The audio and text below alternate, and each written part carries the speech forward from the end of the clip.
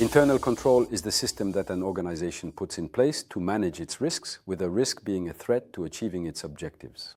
Risk managers or internal controllers oversee it, internal auditors verify it, and external auditors certify it. Internal control has now entered its maturity phase, which began in the early 2000s, with major financial scandals such as Enron or Société Générale.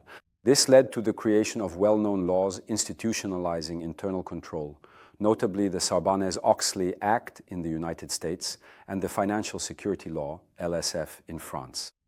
On this basis, internal control spread to large private companies and their small and medium-sized partners, and then to public organizations. But what kinds of risks are we talking about with internal control? First of all, there are risks related to the quality of financial information, and historically, that's where internal control started. Then there are risks of non-compliance with laws, regulations, and standards in general, as well as ethical issues such as fraud, corruption, and conflicts of interest. Next, there are risks related to the company's operational objectives, for example, cyber risk, which can threaten the execution of operations, or the risk of a shortage of skills.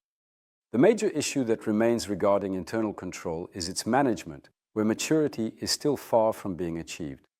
According to our observations, some organizations suffer from underdeveloped internal control. It is stunted and does not allow for proper risk management.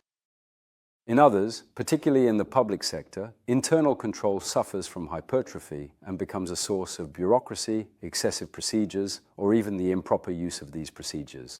These management flaws lead to enormous hidden costs, which can even threaten the survival and development of the organization.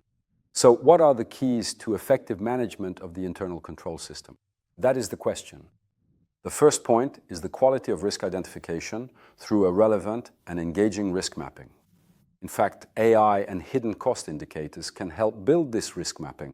Next comes the quality of integrating standards in the broad sense by the human potential responsible for bringing them to life, whether these are imposed like laws or created internally, such as procedures, which ultimately brings us back to the management of people.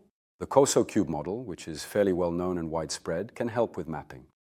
The theory of tetranormalization for managing human potential can help by proposing a process called O.A.N, based on mechanisms of orchestration, arbitration, negotiation, and the ethics of standards.